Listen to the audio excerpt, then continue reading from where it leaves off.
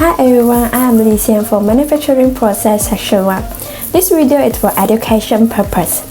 Today I would like to share about the advanced machine that's bioprinting. First of all, what is bioprinting? A few moments later. Bioprinting is an additive manufacturing process. It's very similar to 3D printing. It uses a digital file as a blueprint to print an object layer by layer, where organic and biological materials such as living cells and nutrients are combined to create an artificial structure that imitates natural human tissue. In other words, bioprinting unlike 3D printing. Bioprinting prints with cells and biomaterial, creating organs and structures that let the living cell multiply. Well, bioprinting is a pretty new technology and it has huge potential to benefit industry like medical and cosmetic. Nowadays, there are several bioprinting methods are available, including those based on extraction, where materials are discharged from needle to create a layer, and laser-assisted technology, where the laser acts as a heat source to help deposit material onto the structure. In a process similar to selective laser melting (SLM), regardless of the bioprinting method, instead of ignoring raw materials such as filaments, resin, and metal, here the freestone material is composed of biological agents and living cells. These materials are known as bio-ink, which are mainly composed of living matter like cells within a carrier material, like collagen, gelatin, zinc, and so on. They act as a molecular structure for the structure to grow and nutrients to provide support. In general terms, the bioprinting process as a whole involves several steps which can be summarized in 3 key steps. The preparation, which consists of creating the digital, the layer-by-layer construction process itself, and the post-bioprinting stage that involve mechanical and chemical simulation to stabilize structure and mature biological material. There are 3 basic steps of bioprinting. That is pre-bioprinting, bioprinting, and post-bioprinting. Pre-bioprinting.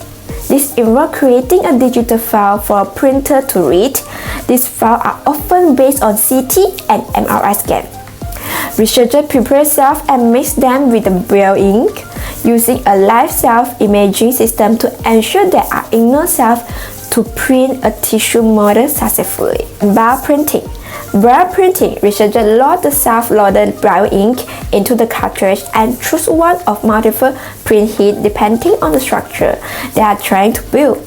Developing different types of tissue requirements, researchers to use different types of cells, bio-ink, and equipment. Post-bioprinting is more structured as coating becomes fully stable. Coating is usually done by treating the construct with either ionic solution or UV light. The construct composition helps researchers determine what kind of coating to use.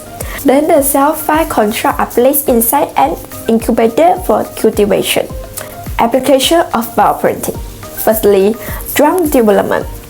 Drug development an inconvenient and expensive method for both academic and commercial organizations.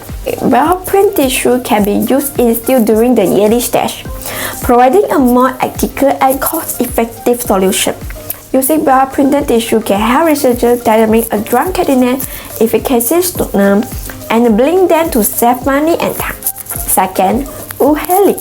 Healing is a lot of tissue-specific bio-ink are available today, enabling researchers to work with the artificial skin cells, neurons, hepatocytes, and more.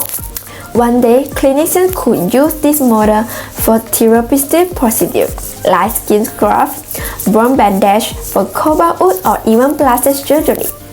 Lastly, artificial organs. Artificial organ is the organ donation list is so long that the patient wait years before getting the help they need. Being able to bioprint organ could help the clinician keep up with patients or eliminate the list entirely.